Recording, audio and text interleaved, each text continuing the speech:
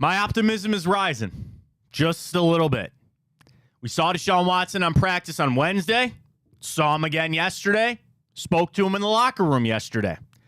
Everything seems to be pushing in the right direction for him to get back out there for the Cleveland Browns on Sunday. I've told you the importance that I am putting on this game against the Arizona Cardinals. We know the Cardinals have their own quarterback questions. Is Kyler Murray actually going to play in this game? I don't know. But nonetheless, as even Deshaun put it himself yesterday, the arrow is pointing in the right direction for him to get back out there for the Cleveland Browns on Sunday. We know when he ever takes the field, if it is Sunday, I certainly hope it is, and now I'm expecting that it will be. You know when you get out there, it's not going to be full blast, 100%. Deshaun Watson's back. We're throwing the football 50 yards every play. So there will always be a little bit of a reacclimation period for Deshaun Watson. And that's why I think Sunday would be a good game to get him back out there for the Arizona Cardinals. Yes, what this game will mean for the grand scheme playoff hunt. Yeah, the Steelers won again last night. The race for the AFC North is thick. It is tight. Every game matters for the Browns here on out. And I know, as you know, the Browns need Deshaun Watson. Sunday is it for him to play. I think he's going to. I believe he's going to. Would you put him back out there after what we dealt with the shoulder, with where we're at with the shoulder? Is it time for Deshaun Watson to suit back up for the Cleveland Browns? We got that. We got Ohio State. We got a play-in tournament. I keep saying play-in tournament from the NCAA tournament. We have the in-season tournament starting for the Cleveland Cavaliers tonight. How many people out there even knew that tonight is an in-season tournament game? I did for the Cleveland Cavaliers against the Indiana Pacers. Yes, that is the case tonight as the wine and gold are in action. We got Ohio State. We got our picks. We got Sunny Gupta. We got it all for you on a Football Friday right here on Big Play. Welcome to the show, everybody. I am Matt Fontana. Hey, is Ryan Tyler. Good morning. A very happy Football Friday. We got high school playoffs tonight, even though I think we had high school playoffs last week too. Get off my lawn, guy, man. Why do you let everybody into the playoffs now? This is the perfect opportunity to plug, if anybody who's not familiar, in the huddle with Ted Ginn Jr. Ted Ginn Jr. Him, Sean Crawford, who played at Notre Dame, Willie, and then the Next Gen guys. They do an amazing job. Yeah. They cover high school. And I'll tell you what, obviously, there'll never be a world where we can bet on high school football. But what do you mean, Ryan? Do you follow Reflog on Twitter? I mean, do you? True. Do you see what Reflog posts usually every Friday? So, but Next Gen Next Gen Blood, shout out them. They know what they're talking about with high school sports. So if you're into that, Northeast Ohio, go give them a listen. Don't know if I'll ever quite cross that line. Okay, it's bad enough that I bet on video games, but I don't know if I'll ever cross that line. But yeah, I don't really think you should let everybody in the playoffs, but that's another debate for another day. We got a lot to get to on the other side of football. We'll get to our picks with Sunny coming up. A great week for Ryan and myself last week on the selections. Can we back it up with a great slate of games this weekend, including the Browns and the Cardinals? Just to talk betting for a second, Ryan, did you see the line for the Browns and the Cardinals? It is expanded back out now.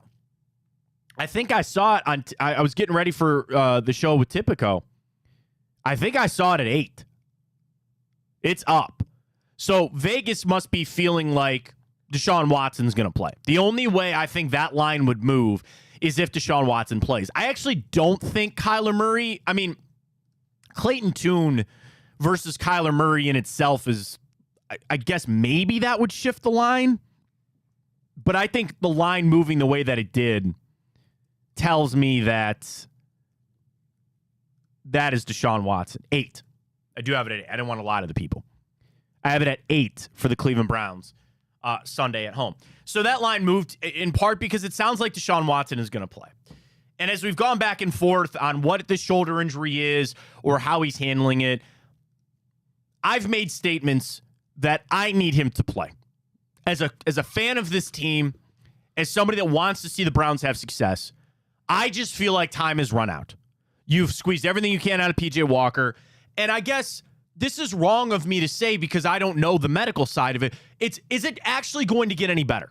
Like, that's my biggest thing. With this injury, isn't there a break-even point where there is no better you can get it? Knowing that he might not ever be 100% this season. You might need the full rest in the offseason to truly get back. If he's always going to be chasing this, there's going to be some point where the chasing of it and the best you can get it are going to meet, and they are going to be equal, where this is the best version of Deshaun Watson that we will see on the field. I'd like to believe that we are finally there. With the weeks off, did he maybe re-injured a little bit in the Colts game? We'll hear from Watson in just a second. He admitted that he wasn't ready for the Colts game and that he kind of maybe pushed the Cleveland Browns to let him play in that game. Okay, so you went out there, you took the hit, you took another game off. Are we finally at this point where this is the best that it's going to be? And I think for Browns fans, a lot of the response that I've gotten from people in the Twitter inbox, Ryan, is, well, would you put him out there if he's not 100%? And would you put him out there at 70%? And my comeback is 70% might be the best that you're going to get. That might be your new 100%. We might have to grade on a curve for the rest of the season with Deshaun Watson. The other part that people need to guard against and understand, and I'm just going to operate. Tell me I'm wrong, Ryan, that I'm going to operate that Deshaun Watson's playing this weekend. That's just how I'm going to operate. I believe so. Okay. It appears that way. That's fine. So I'm going to operate that way. So with that in mind, that will need you, me, and everybody else to grade on a curve come Sunday, to understand that it's probably not going to look just exactly like it did. Now, the smartass in me would respond and say, I didn't want it to look like it did before anyway because he wasn't playing well, right? I get that. But even him being out there, I accept that. I will accept that Deshaun Watson is not going to look perfect. I will accept that he is not going to be 100% and that the offense will look different. I'm going to put that on Kevin Stefanski as the play caller to scheme up some different things. I'm going to put it on the rest of that offense to step up. Sunday will be a run game type of game. We'll talk about this in the report card coming up, the Friday report card, as we always do. We run through who the Cardinals have, who we have. Another game where it's very heavy on the one side of the Cleveland Browns. The one thing the Cardinals do pretty well is run the football. They actually have some running stats that are better than the Browns. Now, I know that's relative because the Browns don't have Nick Chubb. So this should be a running type of game. Okay, that's fine. And the Cardinals' defense, run defense, they're they're mid-pack in the league. Browns, as these weeks have gone on with this defense slipping a little bit to not putting up some of the historic numbers, one of the things, Ryan, that they've slipped on is their run defense. It's not been what it was prior. And you face some good backs and Christian McCaffrey and Kenneth Walker and Jonathan Taylor, sure. But you look at a rushing attack where that's really all Arizona's got right now is a run game. And Marlon Mack and James Conner are both on IR.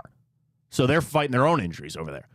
But as Watson gets into this game, I will tell you, and we don't make our picks on Tipico, but that 8, I kind of actually don't like it. I actually would take the Cardinals and the points there because I'm fine with this being a low-scoring type of game. Understand me when I say this. There is nothing more important than winning the game. That's number one. As I make that statement, and I hope everybody listened to what I said, number 2 on that list to me is just Deshaun Watson playing.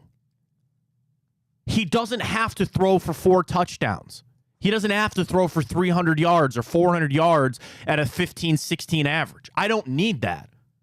If the Browns can get a win Sunday with Deshaun Watson going 15 out of 21 for 176 yards and a touchdown, that is a win on the field and off the field with Watson.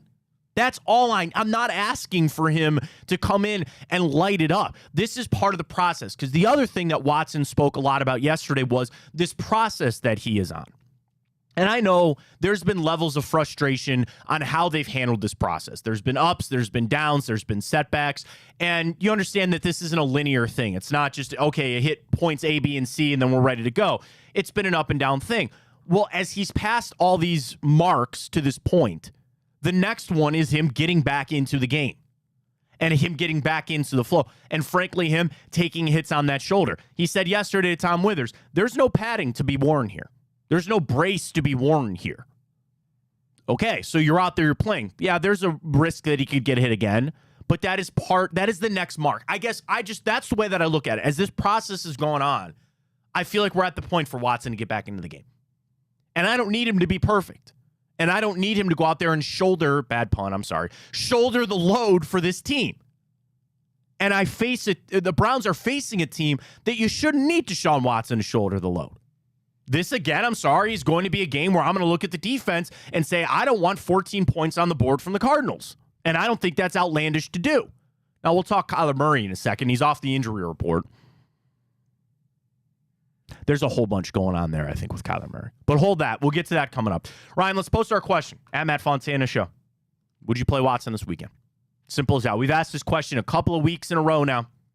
Is it time? Are you ready to put Deshaun Watson in the game and play? And it's the same thing. You sit him out. You might get him a little healthier, staring down the barrel of some AFC North games. Would you play Deshaun Watson this weekend? Simple as that. We'll post that at Matt Fontana Show. Drop us a follow there. We're approaching 300. A little Twitter race going on between us and all the other shows. I don't want to fall too far behind here. It's very important. So at Matt Fontana Show, drop us a follow there. Let's hear from Watson as well. So he spoke yesterday, and as you know, he's done. There's really not that many updates, right? There's just, where's he at? How's the shoulder feeling? The strength, of course, they asked him about the velocity. They asked him about the zip, and he kind of had some answers about that. So we start with Deshaun Watson. This is from yesterday, sound courtesy of the Browns. How was practice the last couple of days? And then a follow-up from Jake Trotter, ESPN NFL Nation reporter. Shout out to Jake. How was practice? And then Jake follows up. Will you play on Sunday? Here's Deshaun Watson from yesterday. It was good. It was fun. Another work day in the books. You just got to keep progressing. What chance do you think you have of playing this Sunday? I'm not even sure. Just following the medical protocols, and we'll just go from there. It goes back to the who's making the call on this thing, because we've heard our next cut up, Ryan, if you please. He talked about being not ready for Indianapolis. So the question was asked about, like, when you got back out there for Indy. Here's Deshaun Watson yesterday, thanks to the Browns. Man, we all got to be on the same page. I told the guys that I was ready Indianapolis week, and that was my decision. And look, I wasn't ready. So I tried to jump the gun a little bit, and it didn't go our way. So at the end of the day, you got to listen to the experts and all the things that they did. It's my first time dealing with it, so of course I know my body. So I'm keeping track of everything that I'm doing and letting them know what's going on and what's good and what's not good. So, I think we'll all be on the same page and we'll all feel right when that time comes. I don't want to jump into the conspiracy theory type stuff. Do you got the soundbite there for the conspiracy theories? Yeah, thank you. I love it. I love it. I do. I'm a big fan of it. It's to the, is he medically cleared or who's giving the final say? Yes, a part of this was Deshaun Watson saying, my shoulder feels good, I'm going to go. Hearing him say that he was basically the final call for Indianapolis makes me believe that this is, again, in his hands. That the coaches are watching him, the medical people are watching him. But at end all be all, this is going to fall back on Deshaun Watson if he can play or not. And that's okay, great. He knows better than any of us.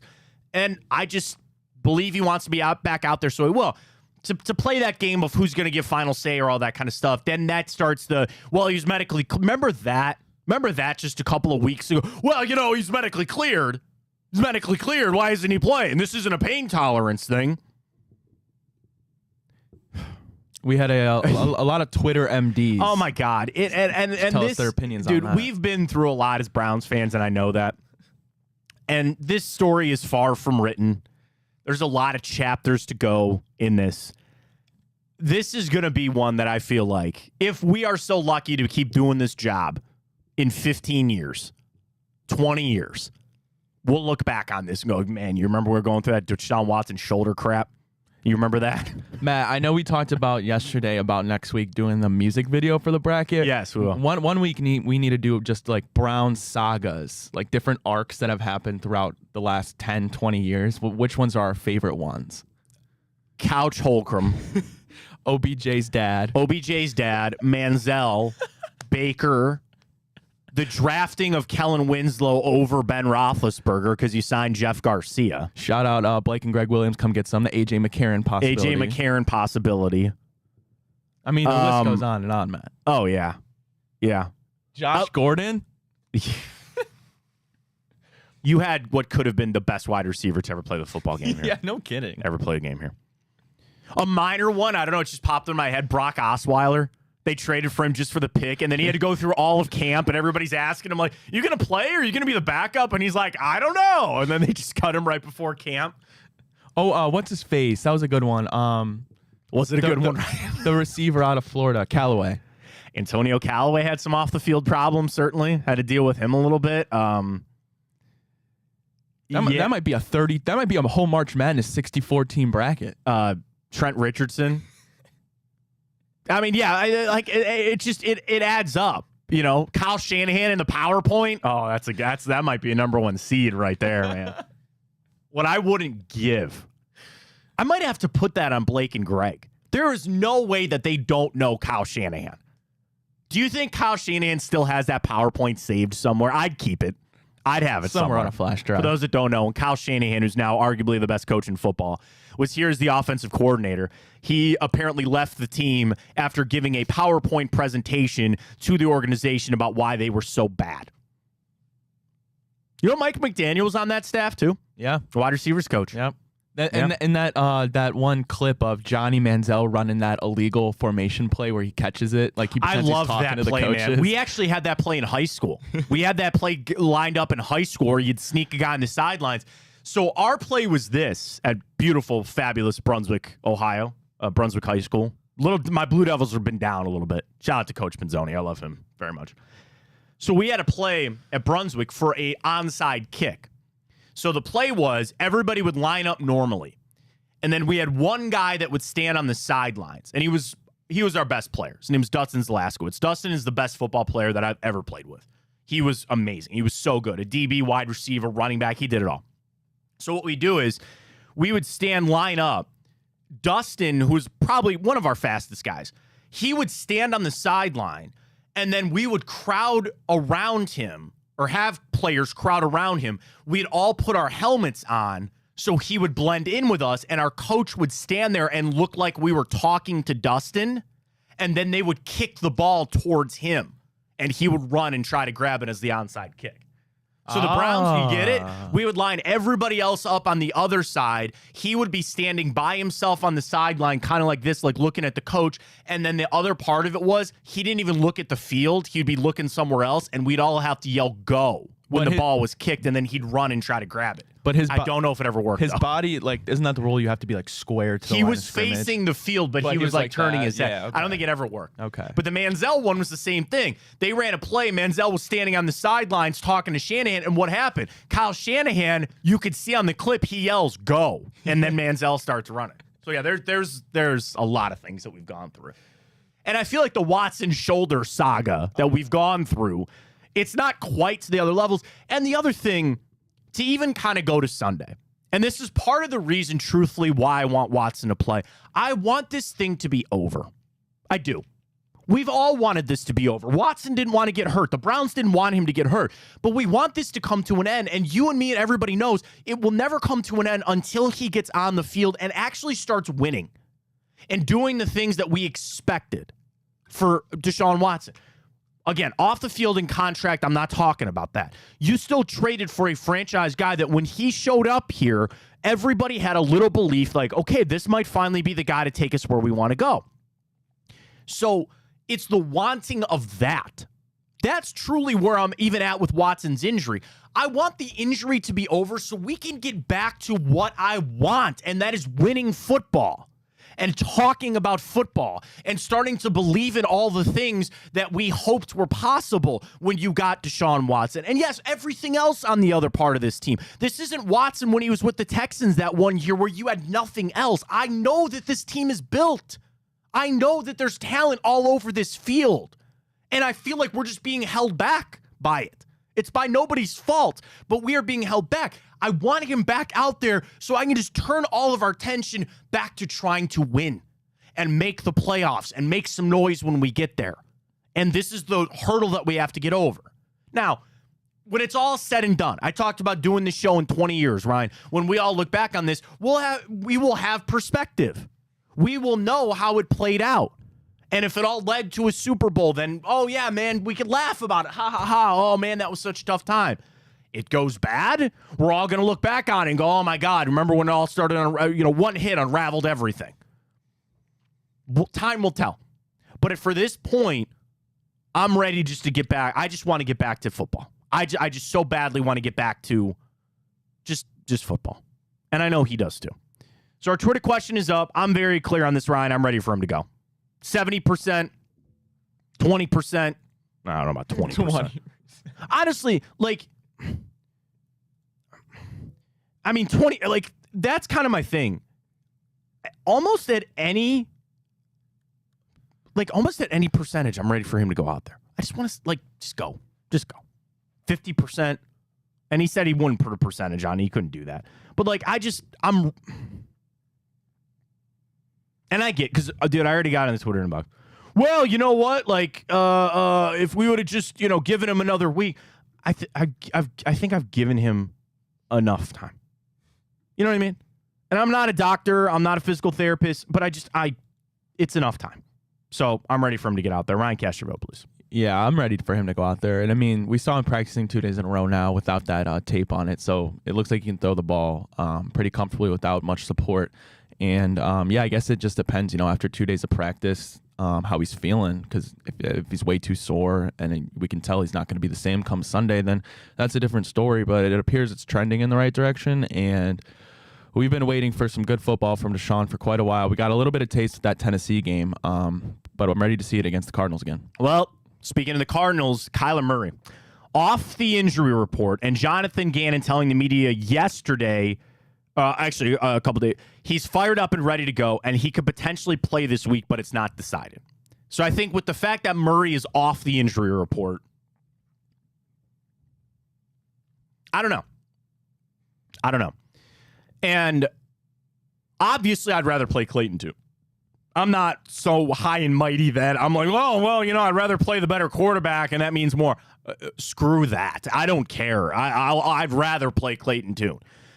Even with Murray, like, coming off the ACL, we know that his legs are one of his most powerful weapons. And, like, let me ask you this, and maybe this is another question we can post at Matt Fontana Show.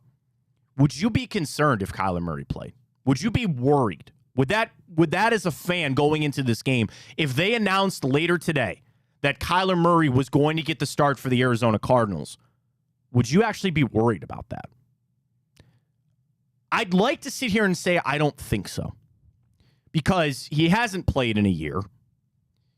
Frankly, he doesn't have very many offensive weapons anyway. He's got Hollywood Brown. That's about it. Yeah, they are a team that runs the football a lot. They could try to take a little bit of pressure off of him. I don't know. Like, if I had to pick your answer, am I worried if Kyler Murray started? I would probably say no. And my point would be, he wasn't looking all that great before he got hurt. There was a lot of, and I know it's a different regime and different things were going on there with Cliff Kingsbury, but he hasn't played. He wasn't playing well when it was before, and I just don't see very many other playmakers out there. The other side would be what hell that would be if he started somehow and then just lit us up and we lost the game. Like, I didn't want to think about that. I guess there's always that possibility. I choose, Ryan, to believe that it wouldn't be that. And your gut feeling right now today, would you play Kyler Murray? If you were Jonathan Gannon making the decision, would you play him? So, I don't know. Like, you have the argument of obviously you're on the road against the best defense in the NFL. We'll still call him that. In the dog pound, so I don't know. That's a tough call, especially off that ACL, and we have that disgusting pass rush. So, I don't know. But at the same time, I wouldn't necessarily be worried. I don't know if that's the word I would use. Obviously, I'd rather see a fifth-round rookie make his first start against us. I'd feel more comfortable, but I'm still not really worried about Kyler Murray coming off not playing football in a year. Can you hit our conspiracy theory drop there for a second for everybody? I look at the updated NFL draft order. The 1-7 Arizona Cardinals have the first overall pick. There are quarterbacks in this draft, Ryan, that are worthy of the first overall pick. Say what you want about Caleb Williams on he's not going to win the Heisman and all that. There are still NFL scouts and NFL people that believe he is a, quote, generational talent. There are people in the know that still believe Caleb Williams is it. What was the story out of Arizona? this entire offseason, they might be ready to move on from Kyler Murray. Now, they are in the pickle of all pickles because he signed that contract extension. I don't want to think. Well, I'm going to look it up right now. Kyler contract. He signed a 5-year, $230 million deal. $160 million guaranteed. I go to over the cap. They are. So here's the point. After next season, there is no more guarantee. No, there's got to be more guaranteed money. On over the cap, after next season, they have no guaranteed money. They've got workout bonuses, roster bonuses, a prorated bonus. So this has to be guaranteed money. Anyway. And of course, his cap hit next year is $51 million, then $45 million, then $55. I mean, so it's a lot of money. And maybe that's a story for Jack Duffin to talk about in future time. Not really my problem. It's Arizona's problem. But that's still been kind of the rhetoric that we've heard with Arizona, that they might be ready to move on from Kyler Murray. Well, then why would you screw up any chance that you have to draft Caleb Williams or at least have the first overall pick? Arizona is a rebuilding team. And the first overall pick would certainly, even if you wanted to say, we're going to draft Marvin Harrison Jr. for him or we'll trade back. Like, they are a team that is in desperate need of the first overall pick. I say that and you go, well, what team isn't? There are some teams that already have their established quarterback, right? There are some teams that you already have your quarterback. So the first overall pick is nice, but a lot of times you can trade that down and go get an edge rusher or go get a wide receiver or some other position. And Arizona, I think, is in the, I don't want to say perfect position because it's a really bad position to be in, but they could do any of the above. They could come out and double down and say, you know what, we do think Kyler Murray is it, and we're going to go all in on him. Well, yeah, of course. Having Marvin Harrison or having some top edge rusher, that would help our team very much. So you want that pick. Conversely, well, you know, we'll take Caleb Williams and we'll put Kyler Murray on the trade block. Those are all decisions that Arizona has to make. But nonetheless, they need that first overall pick. They were in prime position for it. And don't for a second think that doesn't matter. Go back to what Greg and Blake talked about this week on Come Get Some. The Browns were having that debate about A.J. McCarron.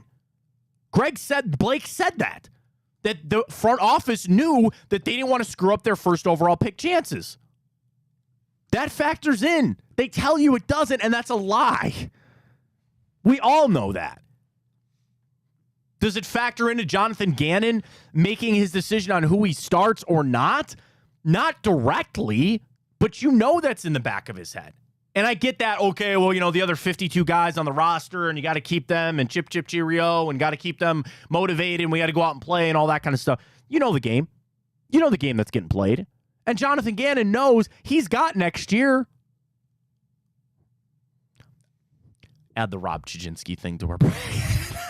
Matt, I'm looking at tankathon.com. Add Rob Chijinski to all the Browns stuff that we've had to deal with. Sorry, yes. Tankathon.com, looking at the current projected draft board. And you can make an argument almost 8 or 9 of the top 10 teams need or should need a quarterback. So it'll run through them. Okay, so number 1, obviously Arizona. Yeah, they have a question, sure. Okay. So 2 and 3 is Chicago, and I have the feeling they'll stay with Fields. So yeah, we'll call it 50-50. Giants, man, they're not going to do it. But they're not going to do it. But they Danny Dimes is back this week on that $64 million. That's not that bad. Continue on. Point well made. New England, definitely. Mac Jones, not the answer. Sorry, yes. New England. Green Bay, Jordan Love, we'll see, but it's not looking great for them. They'll give him another year. Indianapolis, obviously not. Nope. Vegas, for sure. Yep. Denver, no. Well, what? No, unless they find a way to move on from that Russ contract. But no, you could draft a guy and then say you're going to sit a year. That's what I'd do. Washington, yes. The Rams. I like Sam Howell, but yes. The Rams, yes. Yep. Yes. Well, no, I guess not Tennessee anymore because they got, unless Will Levis is looking all right. Oh, they'll give him yeah. Tampa Bay. Yeah.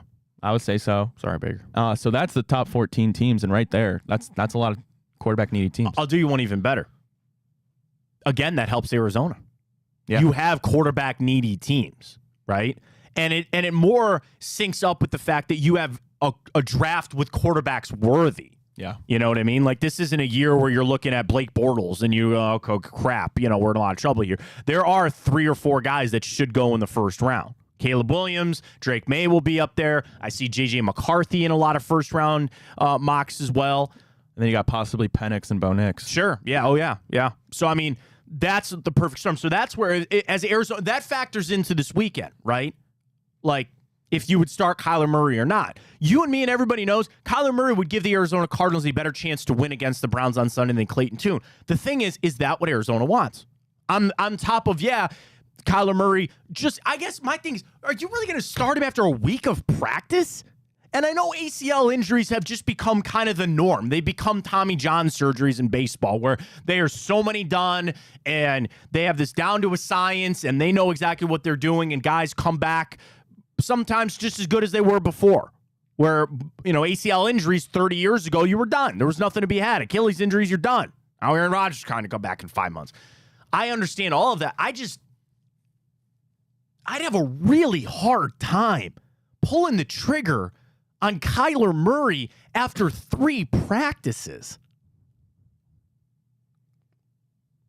And especially when Gannon really doesn't need it. If this was year 2 of Jonathan Gannon and there was a hot seat for him, I could see that being a different conversation.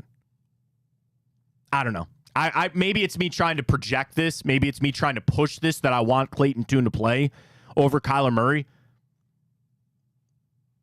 Gut feeling reaction. Call your shot right now. Is Kyler Murray play Sunday? I'm going to say it's going to be Clayton Tune. Okay. I will too. I will put that out there.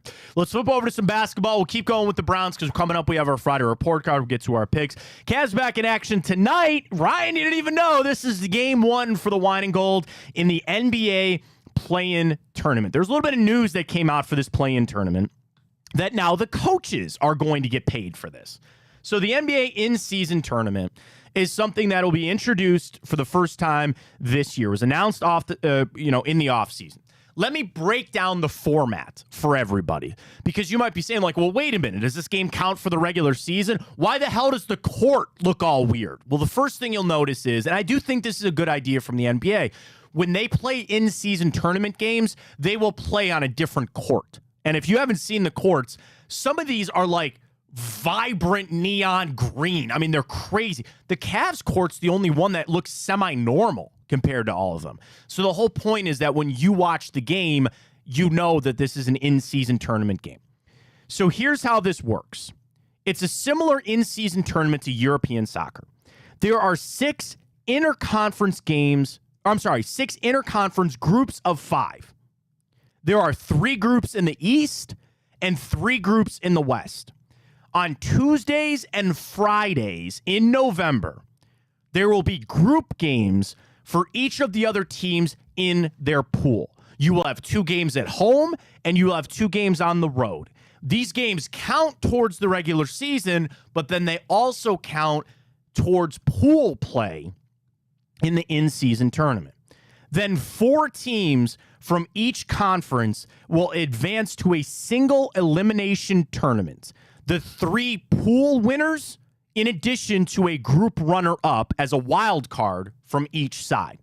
The semifinals and finals will be in Vegas. For the tournament, every player that wins gets $500,000. Runners-up get $200,000, $100,000 for each of the semifinal losing teams, and then $50,000 for that. Here are the groups that you will have to play. The Cavs are in the Eastern Conference Central. So they will play the Bulls. It's basically just the conference. The Bulls, the Pistons, the Pacers, the Bucks, and the Cavs. So game 1 is tonight against the Pacers. You will play the Pistons. You will play the Bucks. You will play the Bulls. Whoever has the best record when it all shakes out, they move on to this in-season tournament. That's how this lays out. So it starts tonight. Now, how do you like the new court? I like the Cavs court. I put it up on there. Oh, for yeah. Those who Thank you very much. Great job. So I hate to put this on you for a second. Can you pull up the Pelicans court for me real quick? Yeah, absolutely. Go look at the Pelicans court. So keep up the Cavs one if you don't mind. Take me out of this. I don't need to be in this shot. Stage left, please. All right. So there's the Cavs one. That looks great. Let's leave that for the whole show. Yeah. I mean, it looks pretty cool. I guess it was a little Playhouse Square inspired there to go with it. It looks like a basketball court. Do you know what doesn't look like a basketball court? The one that Ryan is about to pull up. The New Orleans Pelicans one. Dude, what are they doing? How can you play basketball on this court? Here we go, Matt. Here we go. How do you... What is that? Green and purple? Smoothie King. Smoothie King. I love Smoothie King. You're going to play on that court? That's crazy to me. Some interesting colors. Very much so. I don't know, Matt. It's wacky. It is wacky. I mean, I don't really care.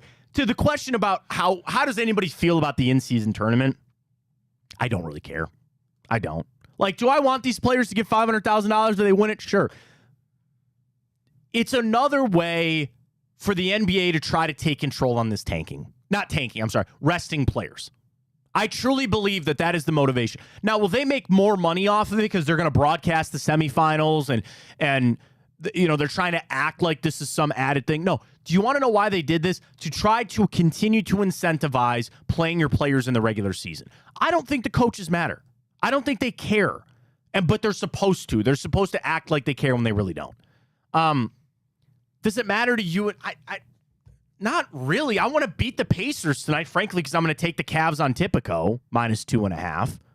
I will take the Cavs to win tonight. I want them to win because I'm going to place a wager on it. I don't care about the in-season tournament. Paul Hoffman says the Cavs court is not bad compared to most, but he says the jerseys suck. Yeah, can you pull the jerseys up? Sorry. The jerseys. I don't know if I've seen them. They're... So I guess it the city ones or is it a different? See, that's what I'm saying. I think they're the city ones. I don't think that they did in-season tournament jerseys. I think they just get to wear their city edition uniforms. Cavs have had some cool ones. I don't mind those. Oh, that's it. Yeah, that's it. Up. Those are them. Ryan will pull them out for a second here. They're fine. They're okay.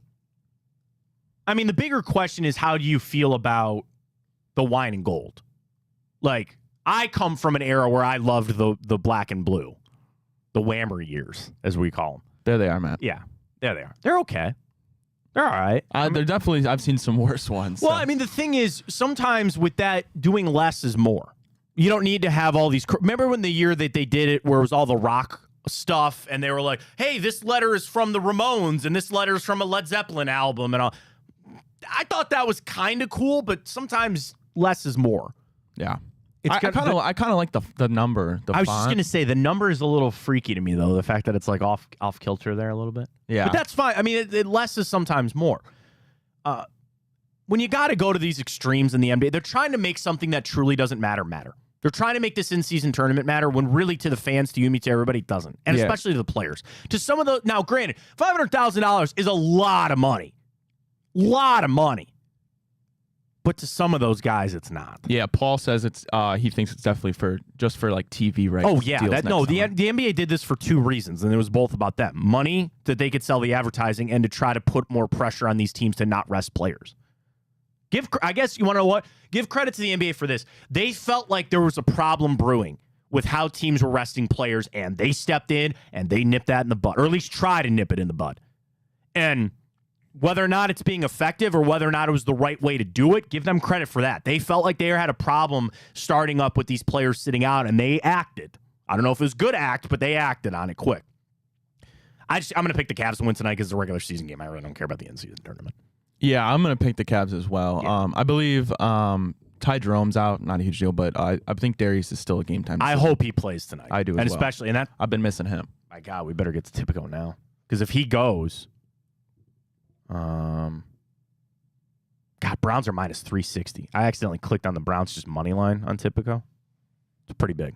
That's pretty big. All right, let's do this. Catch a break. Let everybody else download Tipico. We'll bring the QR code up for you. When we come back, we'll dive into our Friday report card. We'll take a look at the Arizona Cardinals. We'll take a look at the Browns. We got our picks. We got Ohio State Rutgers and Sonny Gupta from Tipico. Going to join us coming up in about a half an hour. He'll get all the picks that you need for the weekend as well, and we'll get his thoughts on some big college games as well. Download that Tipico app, folks. I'm doing it right now. I'm logging in. Honestly, I'm going to run and grab the Cavs right now before that line moves. What do we got here? NBA. Cavs 2.5. Thank you very much. I'll put a little 20 spot on that. How about that? You feeling it? Let's do it. That's a big wager for Some me. dinner money. $20 right there. Cavs Pacers tonight. 2.5. Over-under set at 224.5. I go right back to typical. It's why I love just right at the top, they have boosts. How about this? For tomorrow, Ohio State to score 40 and win by 20 over Rutgers is plus 400. Another boost for tomorrow. Ohio State to score 30. Travion Henderson, 84 rushing yards. Marvin Harrison, 104 receiving yards. That is also plus 400 for tonight. The boosts are where it's at, folks. They also have really easy same-game parlays. So like tonight, I click on the Cavs Pacers. I'm right in. All I do is click right over to same-game parlays. Now, what you can do is create your own. You want to go alternate point total. You want to go alternate, or you can just click on some of the pre-made ones and make it out for the game. I'm jumping all over this. 224.5 is kind of high, too. Cavs have not been scoring. Kind of like the under, kind of like the Cavs. Place your bets. Tipico, download the app. Use that code BIGPLAY150 when you sign up. You get your bonus bets, $50 deposited, get $150 in bonus bets, plus that future $30 dog pound bet. Get it at Tipico, BIGPLAY150. You have gambling problem, call 1-800-GAMBLER. Terms and conditions apply. Please check that all out at Tipico's website or on the app. Let's get to the Friday report card. We'll tell you where the Browns have the edge. There's quite a few against the Arizona Cardinals. We'll get to that coming up. Stay with us. Matt Fontana Show right here on Big Play.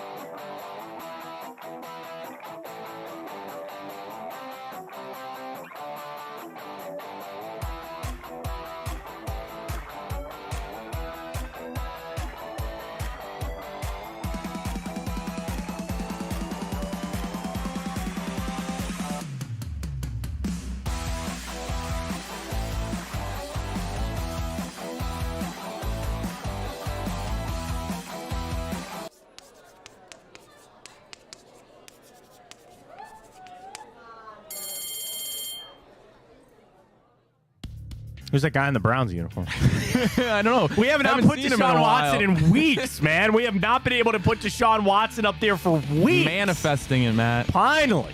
Let's get to the Friday report card, as always, right here on the Matt Fontana Show. Welcome back.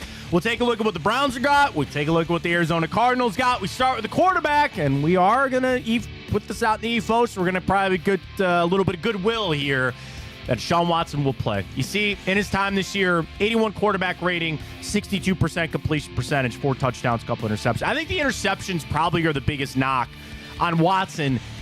There were just some throws that they make your skin crawl, right? There's not much to read into with Watson because you just don't know what he's going to be. Arm strength, the velocity, the zip, all that. What is he going to have for down the field throws? We'll see. Then you flip it over to Clayton Looney Tune. If he starts, he has 1 career pass in the NFL. So I guess if you want to look at it, Ryan, he's completing 100% of his passes. Good for him. He's a 5th-round pick out of Houston this past year. Jeff Driscoll, because Kevin Stefanski mentioned Driscoll as the guy too, so they signed Driscoll this week. By the way, I always thought, remember when he was at Florida? There are a lot of people, Jeff Driscoll, man. He's going to turn Florida around. Not really. He ended up transferring out of there. If they go with Kyler Murray, you're going to have more tape on him. You've played Kyler Murray before, but also, is he going to be the same Kyler Murray? That is one kind of curveball in all this. You really have to prepare for 3 quarterbacks, and they're all different in their own right. Kyler Murray, a lot of tape on, a lot of a starter. Jeff Driscoll, a lot of tape on, but just as a backup, not very good. And then here's Clayton Tune, who's got jack squat nothing for you to look at. You go back and watch Houston tape on him. It's a tough job. Tough job for the coaching staff. But very clearly here, and I would say this, that if P.J. Walker was starting, I would still give the edge to the Browns. P.J. Walker over Clayton Tune. Now, Kyler starts. Wouldn't that be something? Yes. Injured Deshaun Watson, injured Kyler Murray. So right now, if it was Deshaun versus Kyler, how close of a gap would you put between that? Close, but I would still give it to Watson because he's actually played this year. That's fair. Now, the question is, as much as Kyler runs, his arm is fine. Yeah. Deshaun Watson can run. It's just his shoulder. If you're asking me which injury I'd rather have, I'd actually probably almost rather have a leg injury at this point. It's the shoulder. You got to be able to throw. We'll give the edge to the Browns here in quarterback because we are kind of trying to put it out there that Clayton Tune will get the start. Move on to our other positions here on the Friday report card. Browns. Love to see it. Love to see it. There's not much going for the Arizona Cardinals. We start with head coach Jonathan Gannon's in his first year. And I'm sorry to say, Cleveland guy, Ignatius alum, he's going to have an uphill battle there. I think he bought a lot of goodwill when they beat the Dallas Cowboys, and that was a big uplifting thing. There are reports coming out that the players are buying into Gannon, and they're fighting hard for him. That's always the biggest hurdle for a new head coach. So, I don't really have for or anything against Jonathan Gannon. They're in the NFC. Best of luck. I don't know. You're in a bad situation. Usually as a new head coach, what do you come into a bad situation because they just fired their old coach? Right. I don't know how successful it'll be. I question defensive head coaching hires, but very clearly this is Kevin Stefanski on the head coach side of things. Yeah, I agree, and it's not much that we can judge on with Gannon, although I think it's a pretty agreed upon opinion that he does have his guys playing hard, and just came from a Super Bowl contending team that you can clearly tell they're missing a step without him. So I think that kind of goes in favor of Gannon doing an okay job with a tough job to go there and try that, not rebuild, but not great situation there in Arizona. Now this one, Ryan, could actually be one that people could question, is wide receiver. Let me tell you about the Arizona Cardinals receiving corps. Marquise Hollywood Brown, 38 receptions, 416 yards, and 4 touchdowns. One of the bigger stories for the Arizona Cardinals is the not resurgence, but Trey McBride, who has come in as their tight end. Zach Ertz is out. He's on IR. McBride, 25 catches, 265, and a touchdown. Michael Wilson, second leading receiver. He's got 400 yards and a couple of touchdowns. And then Rondale Moore, I'll tell you about DeMarcado, their new running back, in a little bit. But Hollywood Brown, Michael Wilson, and Trey McBride as your top 3.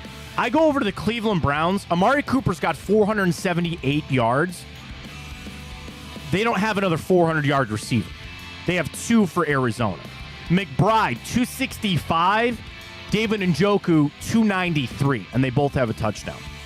Here's the craziest thing, Ryan. Marquise Hollywood Brown has 4 touchdown receptions himself. The Browns only have 5 as a team. Yep. And 1 of them is to a wide receiver.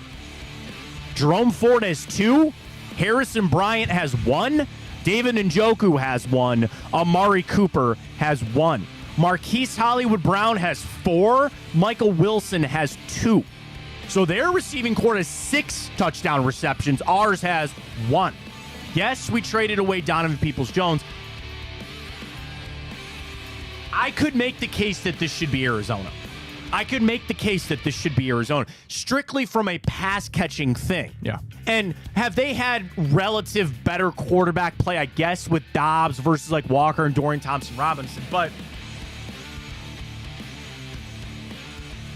they might have a better receiving corps. Matt, call your shot now. Is a Browns receiver getting a touchdown this week? Yes, I'm going to go with Elijah Moore. Oh. So, I like okay, but Elijah then Moore. I ask you that. Is it going to be like a jet it'll be sweep pass. thing? No, It'll be it'll an be actual pass? Okay. They don't run this a lot, but on the goal line, I always love the flat slant combo. 2 receivers to your right, Moore in the slot, Cooper outside. Cooper runs the slant to do the little semi-pick, and then Moore jets out to the flat. I love that. And then especially if you roll Watson that way, it becomes like a sprint out. I don't know why the Browns don't run that more. Yeah, and then if you're on the 1-yard line, right, and you're in shotgun, and then they do the jet sweep with, I'm assuming it'd be Elijah Moore in this, and they do the little tap forward. That's a pass, right? Yeah. Like that little jet. The jet sweep on the goal line, I used to love it because I would say just go pylon diving. I see it more in the NFL now, and when that gets strung out, that can be a really hard play to score on. Yeah, I agree. I go back and forth on that. So we gave the edge to the Browns wide receivers, but it might be Arizona. I think for me, the main factor is just Amari Cooper is, I think, clearly the best receiver on the field in this game. And Marquise Brown has shown flashes of greatness, but I don't think you can compare him right now to how good Amari Cooper's been this year. To the running backs, the top running back for Arizona, James Conner, 364 and 2 touchdowns. He's on IR. He's out. The best rushing for Arizona came from Josh Dobbs. He's not there anymore. He was their second leading rusher. He had 3 touchdowns, but the new story is Amani DeMarcado. He has stepped into the role of their starting running back. By the way, he's got a questionable designation as a rookie. Last 2 weeks, he's put up 78 and 58 yards, but has not scored a touchdown in the last couple of games. This is the Browns, even for just Jerome Ford and Kareem Hunt. They're better than Amari DeMarcado. I'm sorry, they just are. The thing that's interesting about the Arizona Cardinals, and I want to go back because I thought this really stood out to me. As far as the rushing attack goes, this game will feature 2 of the NFL's top-ranked rushing attacks. Cleveland ranks 2nd in the NFL in rushing yards per game at about $148. Arizona is 4th at 137. The 2 teams have combined to have 8 players who have rushed for at least 100 yards this season. Then I talk about some of the big play runs that Arizona has had. 10-plus yard runs in the NFL. The Cardinals and the Browns are tied for 4th at 29 rushes for at least 10 yards or more. Baltimore leads the NFL. Runs of 20 yards or more, Arizona is tied for 1st with Miami at 13. So they can gash you. Again, DeMarcado's not a guy that necessarily I'm afraid of. But just get ready for this game on Sunday. Arizona will want to run the football. That's what they're going to try to do. Just be ready for it. Browns certainly have the edge there. We go to the offensive line for the Arizona Cardinals. Nothing really up front. Will Hernandez, their right guard, is their best graded offensive lineman. I remember I wanted him on the Browns a couple of years ago. Was he a 2nd-round pick? Yeah, 2nd round, 34 overall at a UTEP. I remember him coming out. Old friend Yelda Froholt is their starting center. Paris Johnson, the Ohio State product, is in at right tackle. DJ Humphries is their left tackle, and they're going to have to slide in Tristan Colon, it seems to be, at that left tackle position. It's not a very good offensive line. They're trying to piece this together. And in fact, of their 5 starters on the offensive line, there's only one guy grading above a 65 on PFF, and that is Will Hernandez. So this should be a game that you view the Browns to be able to get after the quarterback, and Myles Garrett should be able to get a couple sacks. We'll keep on an eye on Zadarius Smith for this game too.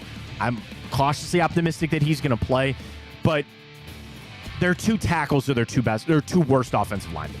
So that probably bodes well for Myles Garrett. Yeah, easy line here for the O-line, I should say. Yeah, and it was good to see yesterday both DeJuan Jones and Jed Wills were back at practice, so they're trending to play, which will certainly help Deshaun and the Browns. I want to look this up. I apologize because it always just kind of pops into my head. I want to see sacks allowed. Team stats, passing. So the Giants and Commies have given up 41 sacks, and the Browns have given up 23 sacks this year. Arizona Cardinals have only given up 17 sacks. It's like top 15 in the league. So let's make it 20. I think we can get 3 on this weekend for sure. To that defense for the Arizona Cardinals, really when you look at what they do, the Browns still lead the league in total defense.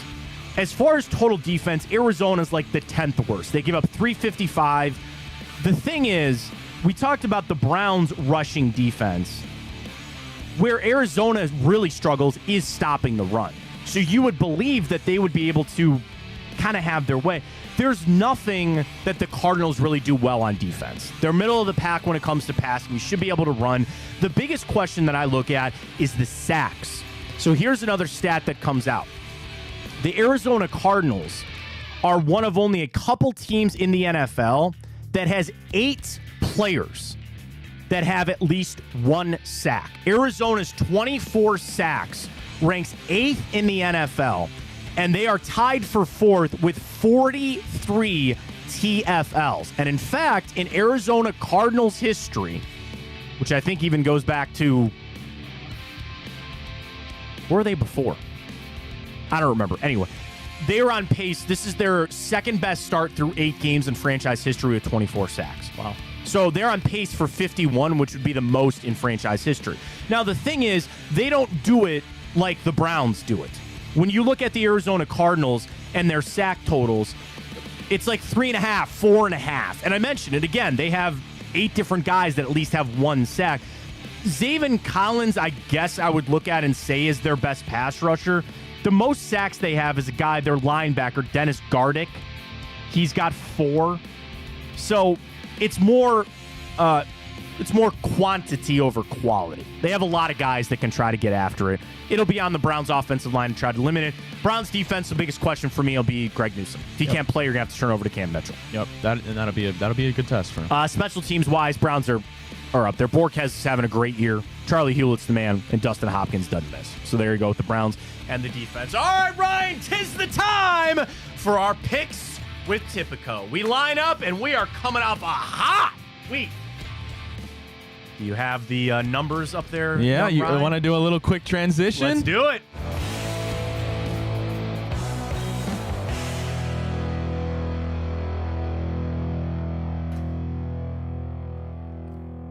It is time for us to go around the league. Impressive. 55-31. I know, it looks like a 7. I want to let everyone know that's a 1, not a 7. It's a 1. 31 there for Ryan. We had quite the week last week on our NFL picks because, Ryan, you and I both went 10-2-2. Our first 2 pushes of the season happened just a week ago. So we'd come in this week. You see the records up there, 51-39-2 for me. Ryan comes in at 55-37-2. All right, we start with yet another overseas game. The interesting thing is, Ryan, this game is in Germany, in Frankfurt. I've already had some players come out and voice their displeasure with this game. But here we start with the Miami Dolphins and the Kansas City Chiefs. I've got this as the Chiefs as a 1.5-point favorite. This one is interesting to me because technically the Chiefs are the home team here. This line opened at 5.5 for Kansas City. They fall to Denver, and the line moves all the way to 1. It is an over-under of 51.5. Let me give you some trends here. Miami, 9-2 against the spread their last 11 games.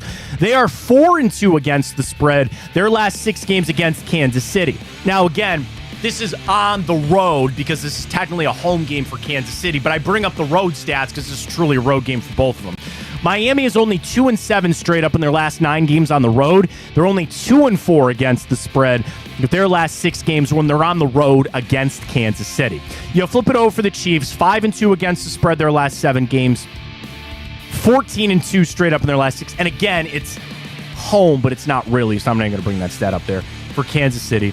1.5 public money on this game. It is 78% of it on the Kansas City Chiefs. And I'm going to roll with the Chiefs again here. I think they want a little bounce back here. I'll take KC. Ryan. Yeah, I'm going to take KC as well. I'm not going to read too much in that Denver game. Every team has a game that they shouldn't lose at all, and they do. It happens. Dolphins still waiting for that marquee win. They've just beaten up on bad teams all year, so I'll take the better team, the better quarterback, the better defense in this one. I'll go Kansas City. Two teams kind of floundering a little bit. 3-4 each for the Tampa Bay Buccaneers and the Houston Texans. This game is at Energy Stadium in Houston.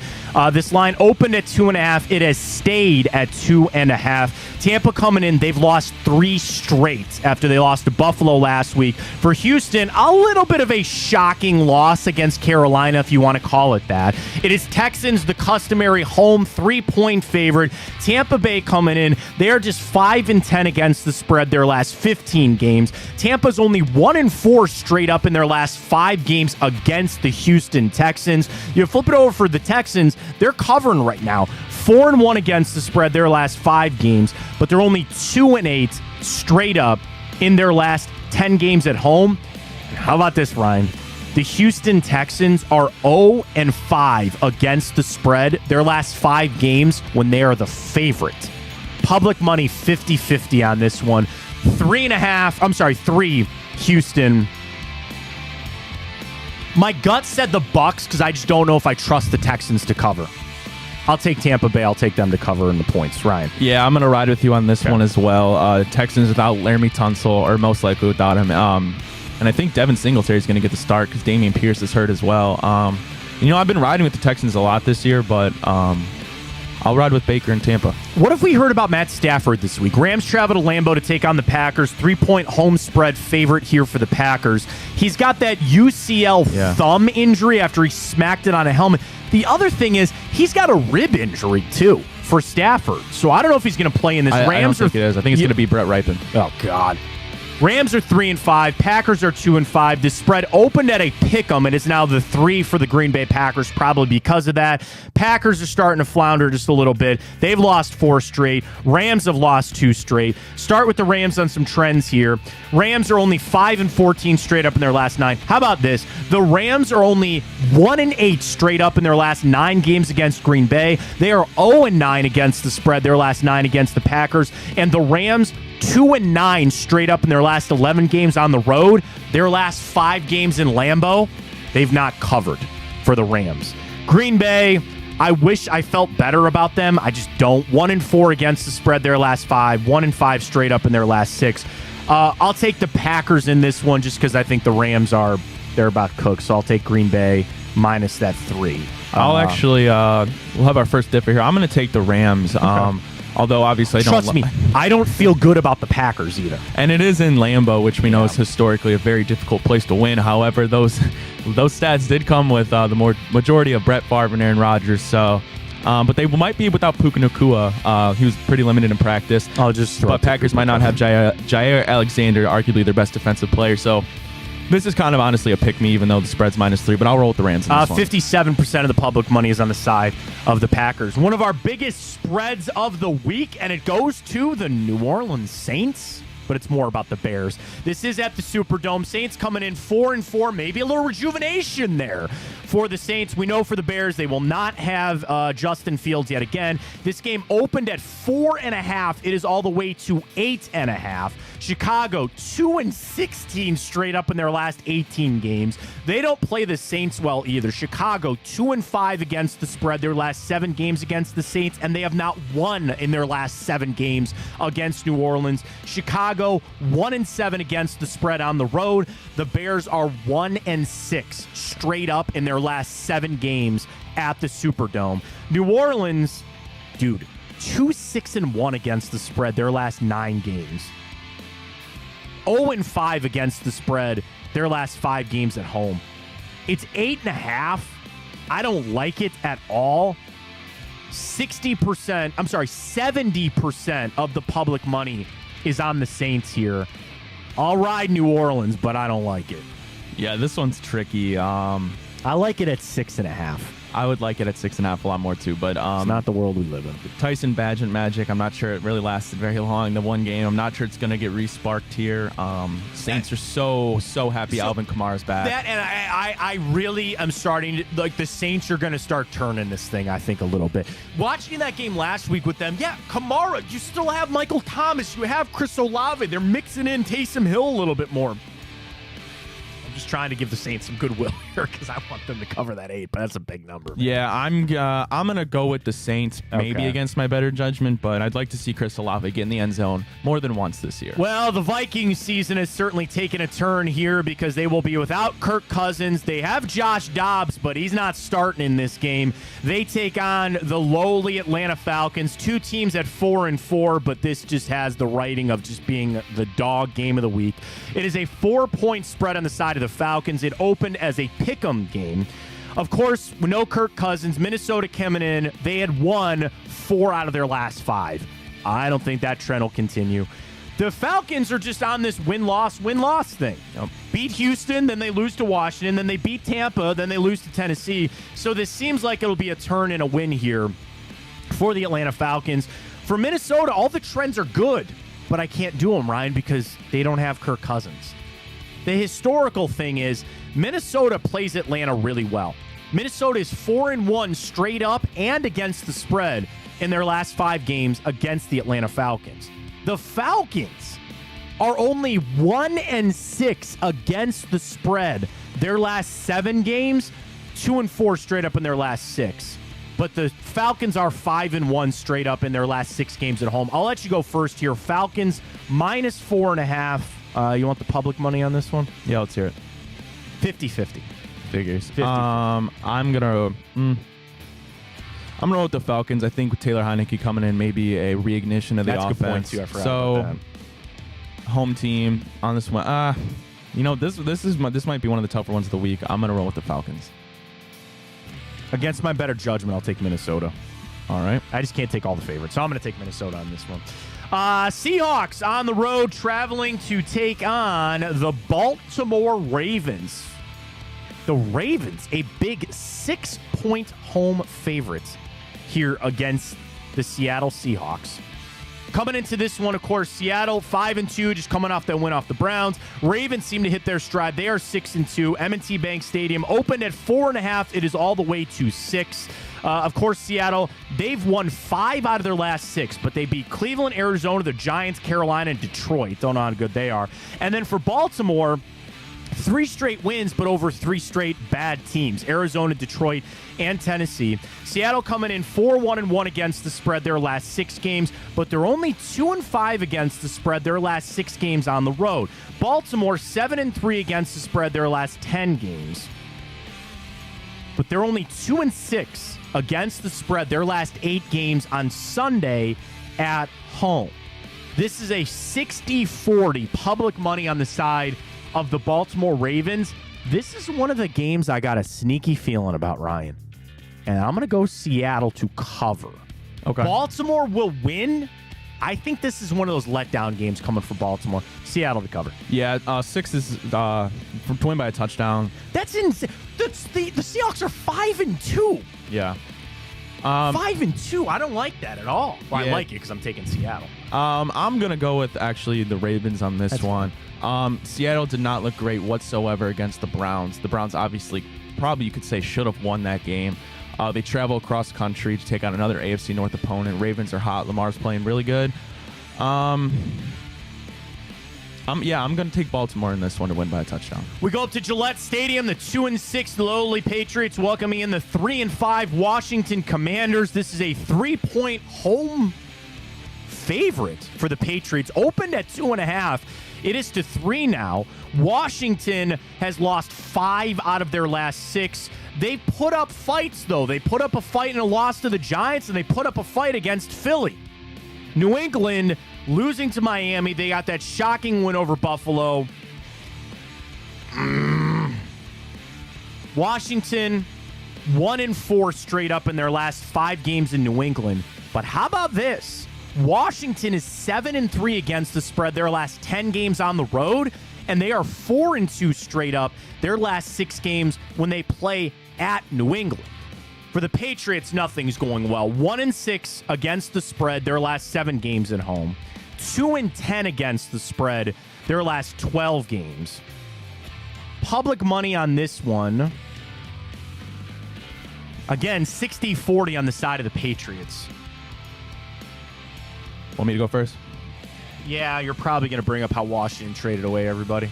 I wasn't even really thinking that. Go. But I'm gonna make my pick too. Go ahead. I'm still gonna take the Commanders, even though they kind of cleared house a little bit. Sam Howell and Mac Jones both have a severe turnover problem. However, Sam Howell, 13 touchdowns. That's not bad. 2 not great teams. I think Washington has a little bit better offense. You could say New England has the home field going for them. But Washington's played Philadelphia 2 times now really well. They seem to hang around in games. I'm taking the Patriots. I think Bill Belichick will have some cooked up there for Sam Howell. Then that's fair. It's a tough game. I think, honestly, this one and the Vikings-Falcons are probably the 2 toughest games for me this week. Yeah. All right. I guess we'll split this one. I'll go the Commanders. Colts on the road down to take on Carolina. Of course, the Panthers coming off their first win. They're 1-6. Colts are 3-5 with Gardner Minshew now at the helm. This opened as a 2.5-point game for the road Indianapolis Colts home dog for Carolina. It's only down to 2, so it's about the same. Of course, Indy coming in, lost 3 straight. New Orleans, Cleveland, and Jacksonville. For Carolina, they got their first win over Houston. Maybe starting to look spicy just a little bit. For Indianapolis, they're only 2-5 straight up in their last 7 games against Carolina. For the Panthers, they're only 1-4 against the spread their last 5, 1-6 as we know on the season. As far as public money goes for this one, I've got it again, all like 60-40. This is 60-40 on the side of the Carolina Panthers to cover as a dog. I'll buck that. I'm going to take Indy minus the 2.5 on the road. Yeah, I'm going to do the same. If I was had to bet, I would probably bet Carolina to finish with the worst record this year. They're without DJ Chark's questionable, Laviska is questionable. Bryce Young is coming off his first win of his career.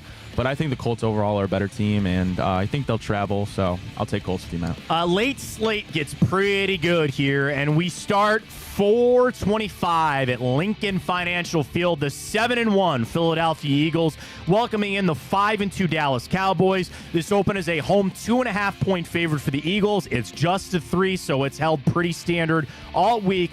For Dallas, 2 wins over the LA teams is their last one. For Philly, we know they're on the roll. They beat Washington. They beat Miami to overcome that kind of shocking loss to the Jets. Dallas coming in 5-2 against the spread their last 7. They are also 4-1 against the spread their last 5 games against Philly, and also 4-1 straight up in their last 5 games in Philly. I know that was a big thing, Ryan. Dak Prescott's 3-0 in his matchups against Jalen Hurts and the Philadelphia Eagles. For the Eagles, 6-1 straight up in their last 7 games at home. They are 9-4 against the spread their last 13 games at home, went on a Sunday as well. Public money on this one, again, 3 on the side of the Eagles. Sorry, I gotta scroll down. I always accidentally close my public money window. I don't know why I do that. 63-37 on the side of the Eagles. And I'll take Philly in this one. Yeah, I'm going to take Philly as well, Matt. I'm sorry. Dallas has now entered my list. I don't trust them. Yeah. I do not trust them at all. And I think Philly exercising some demons here might do it against Dak and get it done. I'm shocked this is only a 3, to be honest. And I've said this ad nauseum this year, but Dallas at home and Dallas on the road, 2 completely different teams. I really just can't sit here and take Dallas. I'm going to take Philadelphia. And I would even bump that spread up. I think Philly wins by a touchdown here. Oh, wow. I was going to say I like it at 4.5, maybe even 5.5. I would take it 6.5. All right, I like this one. A real dog of a game at Allegiant Stadium. The Raiders going to have to – they fired everybody. They benched Jimmy Garoppolo. You might say that would turn things around for them a little bit. The Giants come to town. They're going to start Danny Dimes. He's back off the injury list. 3.5 for the Vegas Raiders is what it opened as. It's down to a 1.5 for the Vegas Raiders. Damn the trends. Make our pick here. I'm feeling really good about the New York Giants in this one, Ryan. I think they're starting to turn things around just a little bit there in New York. Yeah, they lost to the Jets in that close one. Danny Dimes back. They're starting to get Barkley more involved. Raiders, Giants, Raiders 1.5 favorite. Right. Yeah, it's a tough one, right? Aiden O'Connell getting the start, the nod there for the Raiders. Just cleared house, cleared GM, head coach. I want to say I believe Danny Dimes will come back with a little motivation fire under his ass, especially when Tyrod Taylor went out there and got a win. So I'll go with you on this one, although I'm not very confident, but I'll take the Giants. All right, Sunday Night Football, the Buffalo Bills traveling to take on the Cincinnati Bengals. What we all love to see. Joe Burrow. It is Josh Allen. The Bengals, 4-3, starting to turn things around just a little bit. Cincinnati coming in. They've won 4 out of their last 5. San Fran down. Seattle down. Arizona down. A little bit of a shocking loss to Tennessee earlier in the month. For Buffalo, they're up and down. So just in the month of October, they beat Miami.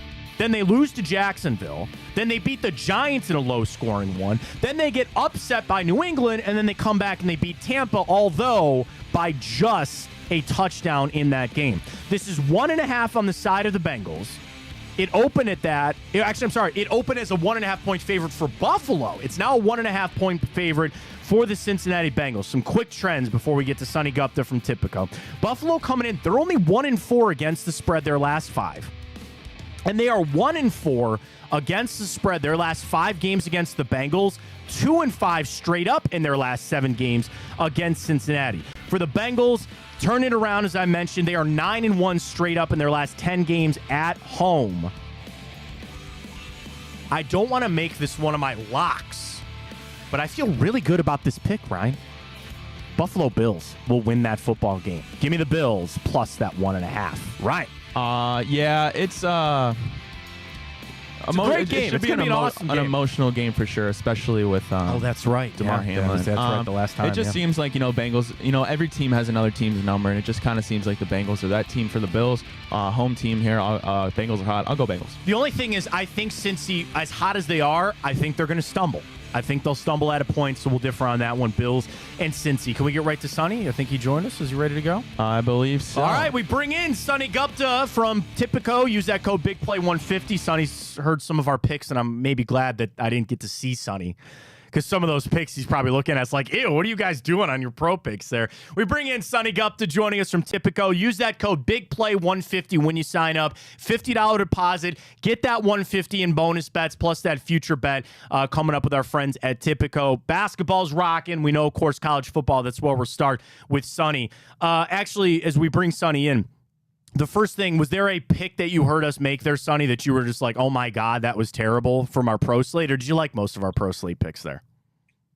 So I am all in on the Bills this week. I know you guys just covered this. Yes, Cincinnati has had their number, but this just feels like a must win for the Bills. I know that division, it looks like Miami's going to run away with it, even though the Bills are only 1 game behind. It just feels like the Bills need this. The momentum has not been there. Their defense is obviously banged up, but I'm looking for Josh Allen to have a huge game, and I'm riding with the Bills. I like it. All right, we'll get to the pro stuff with you in a second, Sonny. We'll start college football, as we always do. I'll just open it up. Obviously, you can go bet on the national championship. What did you think of the college football rankings as it came out? And if at all, does that impact the book as you guys sit there and you think about where you're putting your lines, and there's games and still to be played? But as you look at Tipico, what did you guys, if any impact does the college football ranking have on your guys' odds for the national championship? Yeah, so it doesn't impact obviously the next week's odds. It does impact the futures. However, we didn't really move much because it seemed to be pretty chalky. Obviously, the Georgia-Ohio State flip was a little bit surprising for us, but Ohio State was already favored because of the big win over Penn State to make the playoff. They had the highest odds. So this wasn't very surprising as a release for this first week. Yeah, that's a great point too, Sonny, where it seems like they wanted to rock with Ohio State had a tougher schedule, or they've played more top 25 opponents, so that kind of makes sense there. But to hear, to your point, that it really didn't shift, because I know a lot of people out there, if you're really on Michigan or Georgia, you might see, oh, they're not one. You would love the books to react that way, but that's not really what happened there. We know that those teams will probably still be in the playoff and fight for a national championship. Right, because Ohio State, even if they lose to Michigan now, they're almost a lock for the playoff. They have the big wins. They would only have one loss to the best team in the country. So, they don't need to worry about that. Let's start with Ohio State. Of course, now number one. They get that number one against them. 1 o'clock kick. It is on the road in Piscataway, New Jersey, as they take on Rutgers. This is 18.5. I always crap on Rutgers, Sonny. I don't like them. I think they've been a waste to join the Big Ten. But Shiano's kind of got him to around. They're involved in this Michigan stuff as much as anybody, because it sounds like Shiano's kind of one of the leading people in this and kind of freaking out. So I start by saying that 18.5, and I see it at 19 some places too. That's a big number, but usually Ohio State Rutgers is a big number, and Ohio State comes in 6-2-1 against the spread their last 9 games against Rutgers. What do you like about Rutgers or Ohio State in that game? I would think I'm going to lean Ohio State as a little boost after becoming number one, but dude, Sonny, I can't trust this offense to put up enough points to cover. That has been the problem. That's still the narrative, right? Is that can they score? Obviously, Marvin Harrison's look great, but the rest of the team, there's a lot of question marks. So right now, actually, Tipico has it at -19. It was at -18.5. We're seeing a lot of action on Ohio State. I don't see why you wouldn't want to sprinkle some money here on Ohio State. Obviously, you'd expect it to be in the 20s if they were at home. I love Ohio State here in this spot to cover.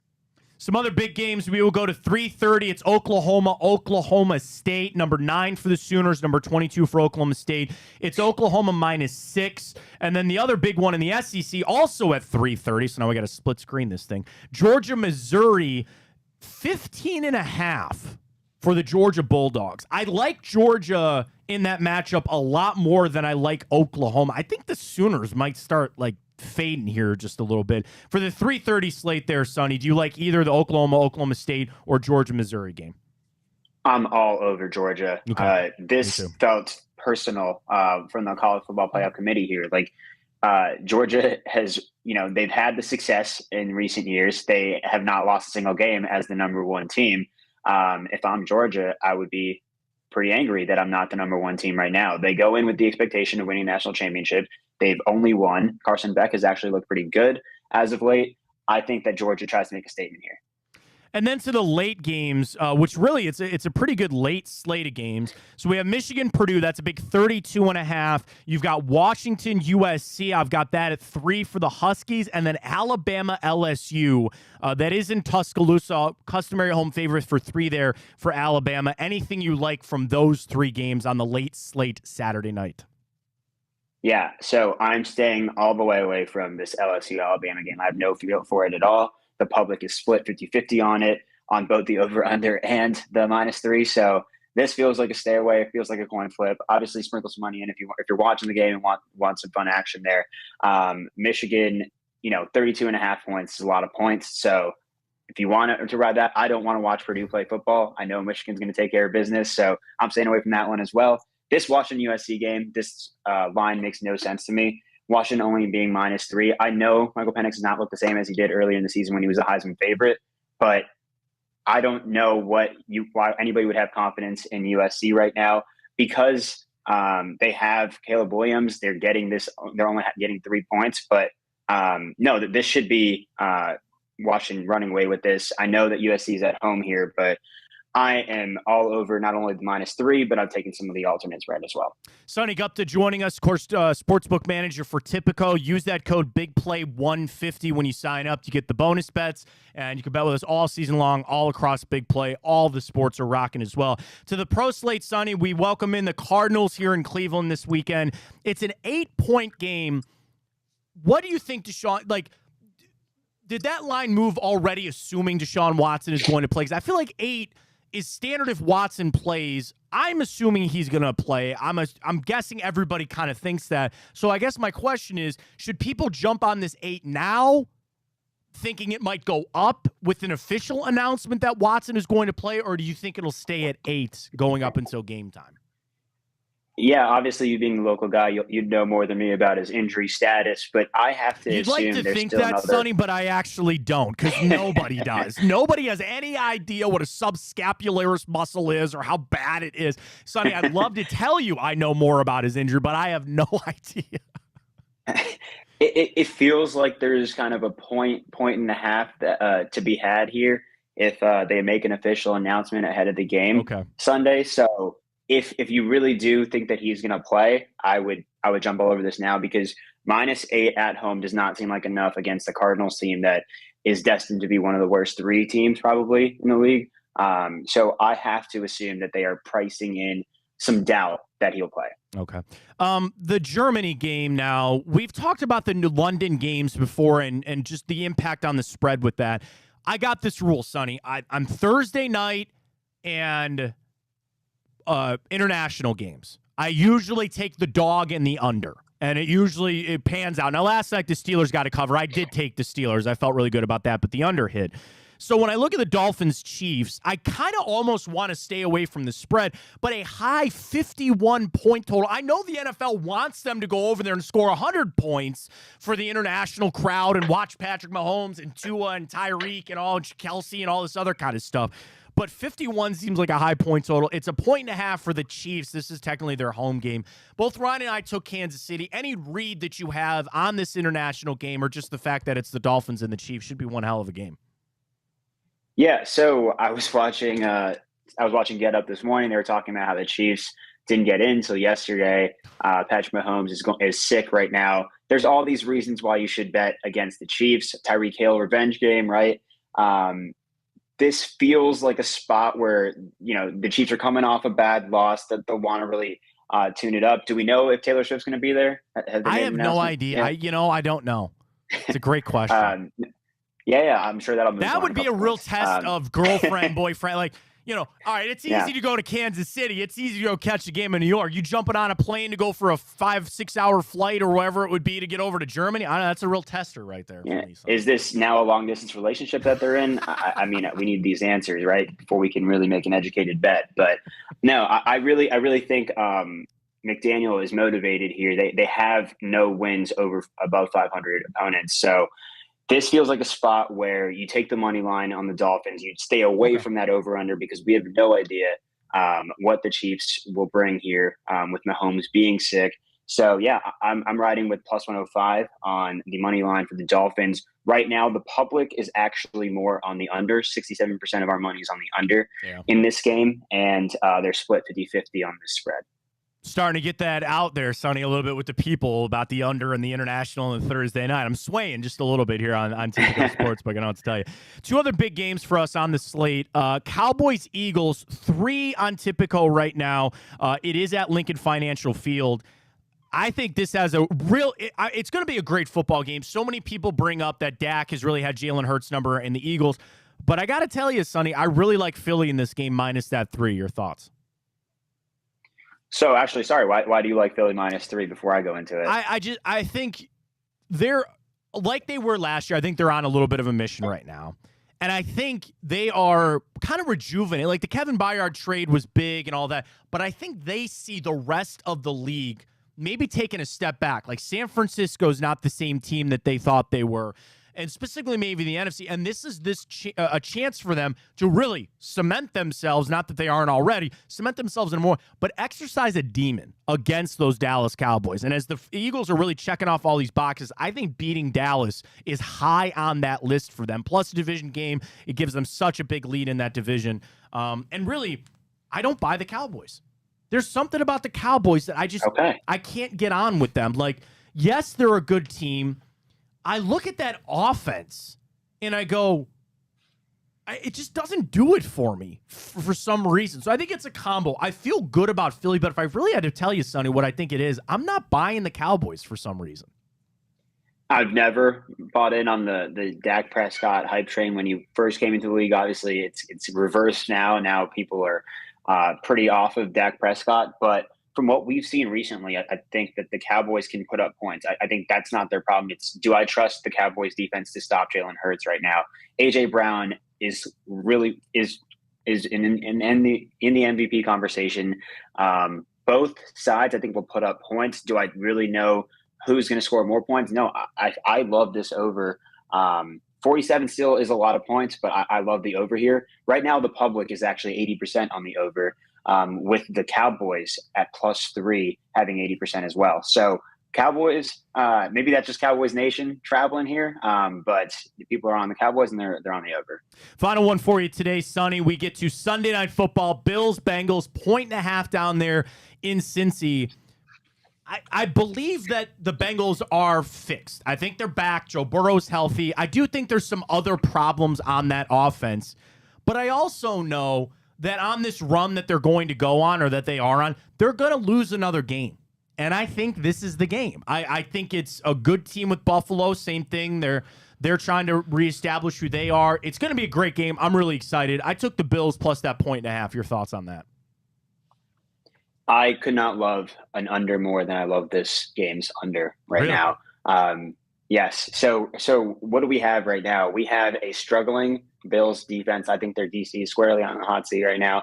I know that they have injuries, but they can't stop anybody. And they look bad. Josh Allen, I think, will come into play. But this is a good Bengals defense. I think more than anything, what's being underrated is how the defense has actually stepped up as of late. Joe Burrow obviously looks great as well. I feel like this is going to be one of those 17-16 type games here. Okay. I love the under. The public, however, is 75% on the over at 50. I know with the Sunday night game, you kind of root for points and want to have a fun game, but I couldn't love an under more than I love this under. So this is my lock of the week, by the way. It's under 50. Right there for you, Sonny. Right there on Typical. Let's do I'll it. ride with you, man. I'm in. I'm all in for you. Sonny Gupta joining us as always on Fridays. Typico Sportsbook Manager. Use that code BigPlay150 when you sign up. You just heard it.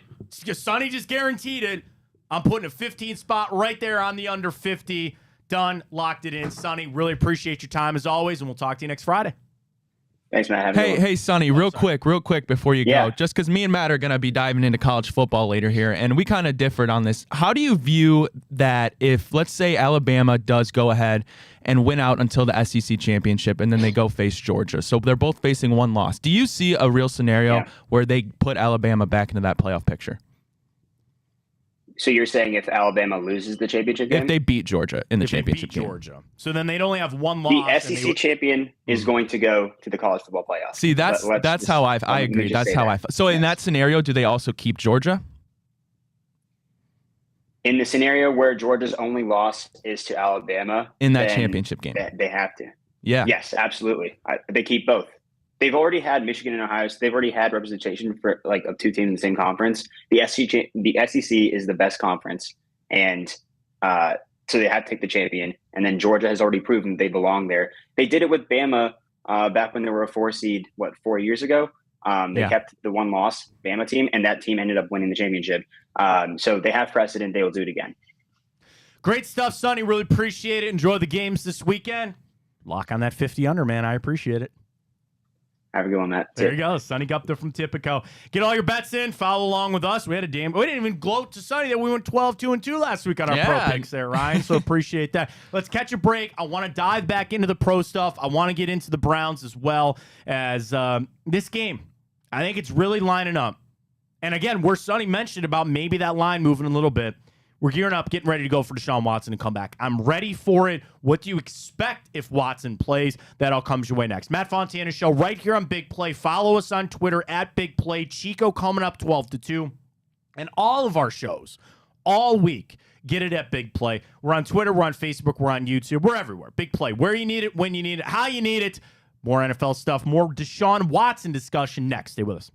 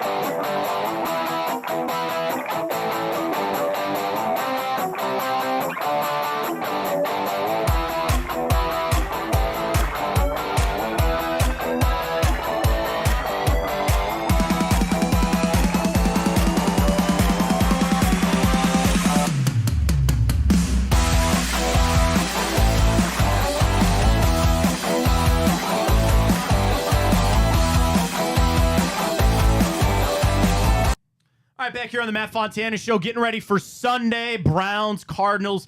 Obviously, Cardinals on the West Coast, so we've got no news out there yet on who they're going to start or where we're leaning, how things are going to go. But we do focus in on the Cleveland Browns and where we sit. Who do you think Deshaun Watson should get the start Sunday? Right now, to our Twitter question, quick update on that. 63-37 people say yes. Jeff tweets, if he can go, yes. Every week for the rest of the season is going to be if he gets re-injured or not. Can't sit and wait. Lori tweets, if he can play, yes. Jeremy tweets, let's get him ramped back up. I brought Jeremy's tweet up last because that is exactly kind of how I feel about it. That there will be this ramp-up period, and I'm not necessarily just quite looking at the Cardinals as some, like, dog rollover team, right? But you should be able to ease Deshaun Watson back into this game. I look at this game for the Browns for a couple reasons. Number one, they have not started out games well. And I think that's relative, again, when you have P.J. Walker. When you have your starter out there, I think it's different.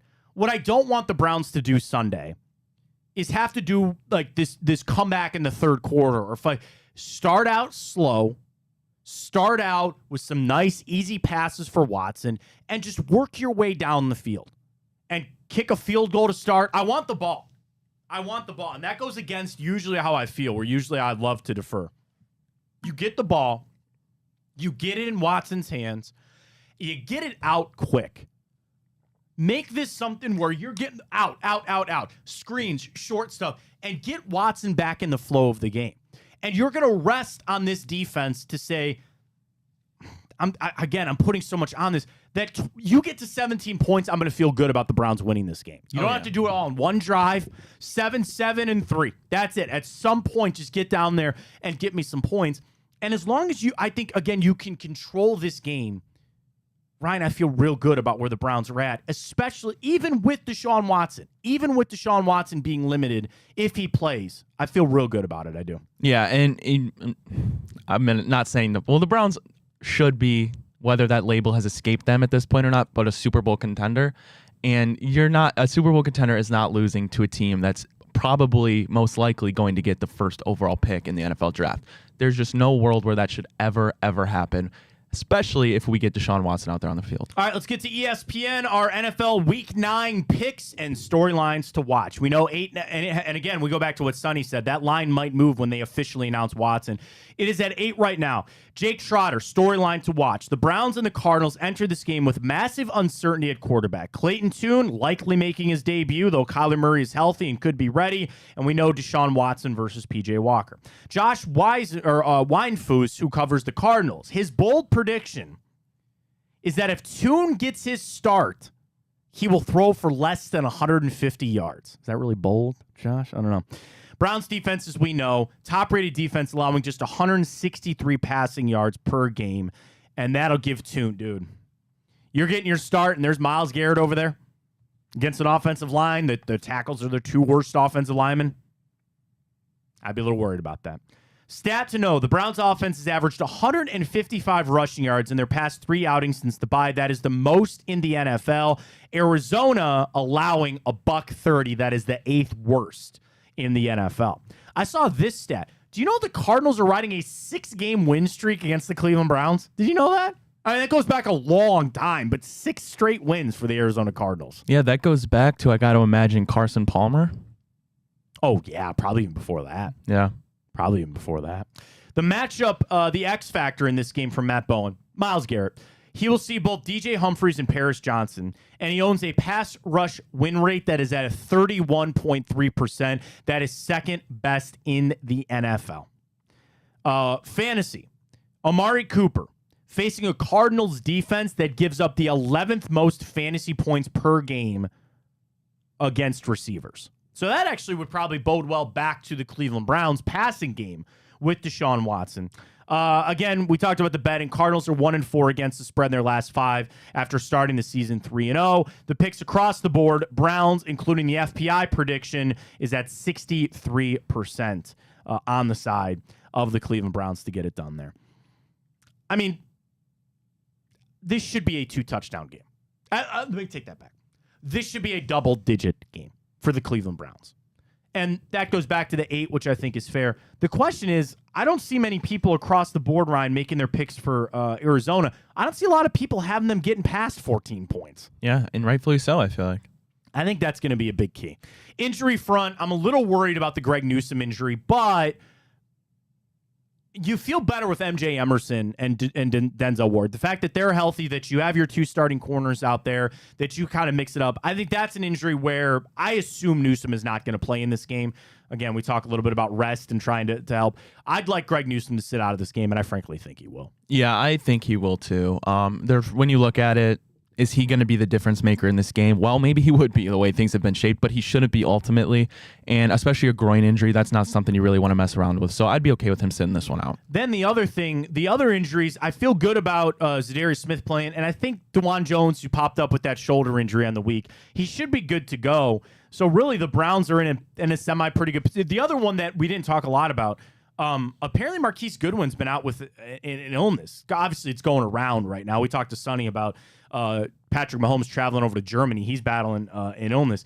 So, yeah, I mean, it's one to bring up. It's a note to bring up. But I don't feel like that has ever kind of worked out the way that it is. Brown's injury report is pretty full, to be honest with you. But it's a lot of guys that were, okay, so David Bell missed 2 days of practice. We'll see. Garrett got a rest day. DeJuan Jones with his shoulder was back limited. Cam Mitchell talked about Greg Newsome being out. Really, as I look at it, Walker's got... Dude, there's so many things. Oh, Alex Wright's got a knee injury. He might not play. So Jed Wills missed a day of practice. Deshaun Watson, we know, limited. Anthony Walker, limited. Sione Takitaki, limited. Zadarius Smith, limited. David Njoku, limited. Greg Newsome didn't practice. Cam Mitchell was a full participant. DeJuan Jones, limited. Myles Garrett got his day off. Michael Ford, the corner, was limited. Jerome Ford was limited. Tony Fields was full with a shoulder. Grant Delpit limited with an ankle and a shoulder. Amari Cooper got his rest day. He's got an ankle. And David Bell didn't practice with his knee. It's a lot of injuries. But of all those guys, I feel like Bell, Newsome, and then probably Alex Wright won't play. Yeah, I'd agree. Those aren't big, massive things over there on that side. And the Cardinals are battling a few of their own as well. It's a must-win game for the Browns. I've said that. And more importantly, I think, is watching of what Deshaun Watson will do. I'm operating that he's going to start. I don't expect a lot, but I just need to see him out there. The win is the most important. Make no mistake on that. But second is at least getting Watson out there back in the flow. At least getting him into this game, getting him back out there against Arizona. I think there's a lot to be said about this win for the Browns. Find a way to get a team win. Find a way to get, however you need to do it, get a win. There's no business losing. I'll take the Browns -8. We don't do our picks for typical with the Browns. We don't put that bad juju on. But nonetheless, Ryan, I think this is a big win for the Browns, and they'll get that done. Yeah, I agree with you, and they certainly should. But let me ask you this, Matt, and I don't know. Obviously, this would be up to Stefanski and Deshaun. Let's just say in a scenario, and this would be an awesome scenario. I'll manifest it, right? Sure. Let's say we go into halftime and something, and let's say the Browns are just dominant, right? We're up 21-0 or 21-3, and that's just how the ball rolls into the first half. Would you ever consider, or do you? I guess the better question would be, do you think Stefanski and Deshaun would consider maybe not playing the second half? No. Again, just for reps. Now, the thing is, when you're up by that, if you go into that situation, then I'd feel really good about just saying, well, we're going to just dumb the offense down here a little bit. Sure. Like, I'm just going to get out there and throw some, just do the short stuff. Just get back into the flow of things. That's what I would do. So I hope that that's the case, because then that affords you to kind of change things on Watson, protecting him a little bit more. The one thing I'm going to watch a lot Sunday, too, is how quickly he gets the football out. Yeah. Sean Watson's pretty quick on that release anyway, but I think you get it out of there quick. You don't try to mess with it. Don't let him take those hits. They got a lot of different guys that can get after the quarterback. We'll see. Let's get to Ohio State. Buckeyes 18-point favorites against Rutgers. And I go to Bill Connolly, who writes about who he thinks is vulnerable. Ohio State, Rutgers. Ohio State's win probability is at 86%. This is a game in which the defense hold the rankings on advantage of both sides of the football, but it probably goes without saying that Ohio State's offense has a much better chance of finding a matchup and advantages over Rutgers. Are you at all worried about? Dude, I crap on Rutgers all the time. I've got no fear in them. They are 6-2 though. Any pause for concern on Ohio State 18.5 against the Scarlet Knights? I don't have any. No, I don't have any concern. And like you said, both the defenses are what has been the point of, for lack of better terms, point of attack for the teams to be winning. I believe Rutgers, their pass defense is actually, it might be top 5 in the country. I believe I heard on the Anthony Schlegel show. But Ohio State's defense is even better. I believe they're one of 3 teams that haven't allowed a 40-yard play this season. Right. I don't expect it to be necessarily that high-scoring game, but the spread was what, 19.5? 18.5. 18.5.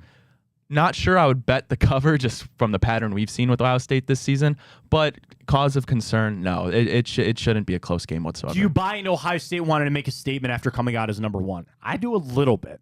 And Rutgers, real quick, just in their Big Ten games, 24, 7, 13, 27, 31 points. I don't think they have an offense. Talked about the defense that Bill Connolly just brought up with Ohio State. I don't think that they're going to have an offense that's going to be good enough to put up 20 points. So that's where Ohio State, you're asking them to get to 30 or 42. That worries me just a little bit. Yeah. I kind of agree with you. And another thing on the Anthony Schlegel show, God, I love watching that. But they talked about Greg You Schiano. get that show, Ryan? Sunday nights. Yeah, exactly. And they talked about Greg Schiano, and obviously he has his ties to Ohio State. But nonetheless, he's a coach that, a lot of teams that aren't on the level or even close to the level of Ohio State, they tend to play the game more of, let's not lose by a ton of points. Let's try to make it close so we don't look, horrible at the end of the game. But Greg Schiano, a guy like him, loves to pull out all the trick plays. He's going to utilize everything in his bag. And you know what? That might bode well then for that Ohio State cover. 18 is a sticky number. Sticky number. What you might do, and I do this from time to time, wait for the game to kick off. Hope Rutgers took the ball and went down and scored a field goal or something like that. That line might come down a little bit. Or even if Ohio State takes the ball and then they punt on their first drive, that'll knock off a point or two. So maybe that's a game that we just kind of wait around to see how it opens up for Ohio State. Let's get to the betting. Let's get to the Cavs tonight as their play-in tournament debut as they take on the Indiana Pacers. It is out in Indianapolis. This is a 2-point favorite for the Cavaliers, which I think is interesting. Trends in this one, and these are all relative. It's new, new season, all that kind of stuff. We know the Cavs have struggled. But against the Pacers, the Cavs are 7-2 straight up in their last 9 games against the Pacers, but they're only 1-4 against the spread their last 5 games against the Pacers. You flip it over for Indiana. They're only 4-9 straight up in their last 13 games. I can't pick an over-under on this. Then trends go back and forth on the over-under. I'll place my bet right now. I'll do it on Typico Ryan. I'm going to go ahead and take the Cavs minus the 2. Yeah, I think they're going to get a little bounce back. We'll watch to see Karras. I'm assuming he's going to be back and playing. Certainly Donovan Mitchell, but the question will be Darius Garland. Yeah, well, the interesting thing is we've seen earlier in the year, obviously, the Pacers did beat the Cavs in Cleveland. This time they're in Indiana. So, anything could happen, but... And I'm assuming this line is kind of, it seems as though it's set without Darius playing. Yeah, I think it'll move if he plays, maybe a point or two. So just that being the fact, I would pick up the Cleveland 2.5 right now while it's at that, because I do expect if Darius comes back, it to jump by a point or two. I do too. So we'll jump on that as well. A lot of action tonight. Got a little college football. Certainly got Ohio State. We'll be good to go for the Browns on Sunday. Ryan, let's get to it. Our big play bracket of the week. Kind of apropos that there's been streaming issues all week that we've seen. I even had trouble with Amazon Prime last night. Yeah, so rebooted there. I think so. It's not totally updated, but we did see. I believe, honestly, Matt, it might still be tied for one of them. Let's go. At Matt Fontana Show on Twitter. So HBO Max and Netflix. HBO Max is destroying Netflix. Yeah. And the other one, Hulu Disney, that was at 53-47. 9 minutes to go. Right now, Hulu and Disney Plus, 50-50. So I don't know if we can, who are advancing to the finals. We might have to find out on Monday to see how it goes with that. So vote on that. I'm excited for next week's bracket. We'll already tell everybody, remind everybody of your favorite music video of all time, because we got into Thriller this week in Time Up, so we'll see. Now, the question is Hulu. Let's take Hulu wins. Hulu or Disney, or I'm sorry, HBO Max. I think we've said this both. We both like HBO Max, yeah. We both really like HBO Max. Yeah. That's kind of where it is. So we'll see how that plays out. Drop us a follow at Matt Fontana Show right there. You can follow it and also retweet it as always at Big Play. It's there, everything that you need, folks. So on Fridays, you have us, you have the Big Play, you have Chico from 12 to 2, but the easiest thing is to follow Big Play. And then really, Sunday, it kicks us off. Bobby Carpenter, Anthony Schlegel, Sunday nights. Monday is one of our busiest days here. Yeah, it is. We have Reflog. We have Come Get Some with Greg and Blake Williams. Then, do we not have, when's Hanford's show? I believe normally? Hanford's show is Monday night as well. There you go. Jam-packed Tuesdays, Mondays. We're into, and again, next Monday, I think, is Booby's show for next week, too. Yep. Wow. Big plays everywhere, folks. We got it all for you. Follow Big Play, of course, Josh Maria Cribbs with The Return. That's on Tuesday nights. You got Drennan on Wednesdays with Bonus Time. You'll see some of our shows on Bally's, which is always great. Just follow at Big Play. We're up on Twitter. We're up on Facebook. We're up on YouTube with everything. And, of course, our show 9 to 11 every day. Chico 12 to 2. Follow us on our individual accounts or at Big Play. Of course, BigPlay.com is everything that you need. I feel real good about the Browns on Sunday. I feel real good. And I think part of the reason that I feel good, famous last words, I think we have come out the other side of this Deshaun Watson shoulder stuff. It's been a month and a half of hell. The back and forth, is he going to play? Where's he at? How bad is the shoulder? I truly do feel like we're out the other side. And him playing, I don't want to say is the final step, because we know that he could go out there and get hurt. But when, and I'm going to stay positive on the win, Deshaun Watson suits up on Sunday. Ryan, I'm going to go ahead and put this behind. I hope he gets through the game. He plays all right. His stat line doesn't even really matter to me. Him getting on the field is what matters to me. He plays well. We can just move forward on this whole thing. And I'm going to feel so good. I'm going to feel so good if we can get to that point. I hope for a long, happy victory Monday come after this weekend. That'll be it. And then we have Baltimore, which is going to be a massive game. You still have some big games left. But Sunday, the win is the most important, but second is Deshaun Watson. And I feel like he's going to play. I feel like that's going to be where we're at. And we can finally put this saga behind us and really enter a key stretch of football for the Cleveland Browns moving forward. Really, we've said it. You've got no business losing to the Arizona Cardinals. They're going to come in here with everything that they got. They're going to try to run the football. I think it'll be Clayton Tune. Do you think that they'll announce their starter by the end of today? I fully expect the Browns to announce Deshaun Watson as the starter later this afternoon. I expect that. Yeah, I think Deshaun Watson will be announced before we hear who's going to be at the helm for the Cardinals. And then that could honestly come down to literally an hour before kickoff. I wonder if the Cardinals will continue to try to play that game, though. You know what I mean? Like, They love it's only beneficial to them. I guess, man, a year off of ACL, they're going to run a guy out there after 3 practices? Huh. I don't buy it. I think you got Clayton Tune, Deshaun Watson, and if that's your matchup, go get it done, Browns. Matt, especially back at home. Do we dare give score predictions? 27-14 Browns. I'm going to go 24-9 Browns. Okay. A lot of field goals? A lot of field goals. A lot of field goals there.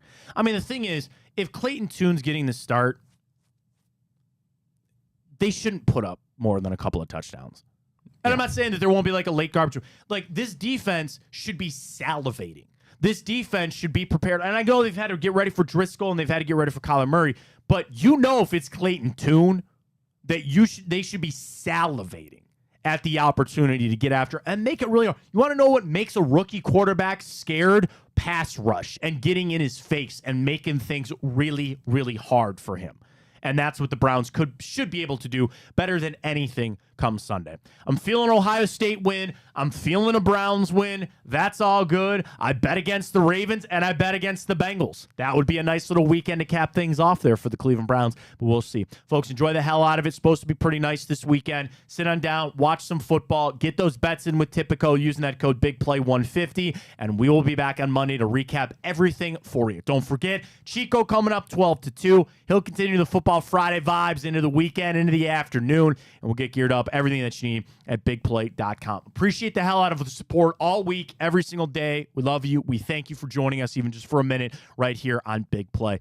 Love it on a Friday. For Ryan Tyler, I am Matt Fontana, and as always, take it easy.